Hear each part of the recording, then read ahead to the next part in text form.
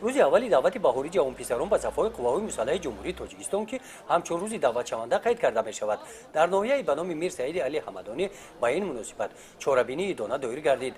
بعد فرمان پرزیدنت جمهوری تاجیکستان در خصوص دعوت بهاری جوانپسران به صف قواهای مسلح جمهوری تاجیکستان زیاده از 40 نفر اختیاریان به کمیسریات حربی ناحیه آمده آمادگی خود را برای ادای خدمت حربی اظهار نمودند.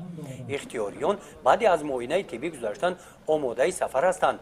از روی نتیجه معاینه طبی عیان می‌گردد که نوازکاران سالم و جسماً آب و تاب یافته میباشند.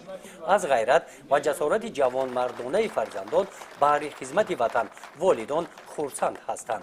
به مقصد اومدم نمیره هم اومدگی رحمت شاید مامی جان میره و به صف قوای مسلح و خواهش خودش و خدمت میره و همچون مادران باید پیشوای ملت در خدمت چه کنیم فرزندای ما برای خدمت کنن وطن خود رو رنگ مادر حرمت کنن.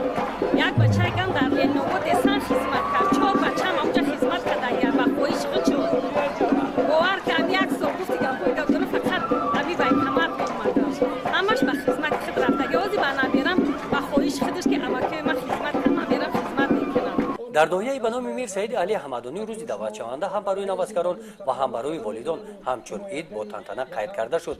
در چاره‌بینی بخشیده به روزی دعوتشونده در برآمد رئیس ناحیه میر سعید علی حمدانی ذکر گردید که جوانان امروزه نسل زمان صاحب استقلالی کشور آنهایی که برای ادای قرض شهروندی خود خدمت وطن مادر کمر بستند جوانان باننگ و ناموس میباشند.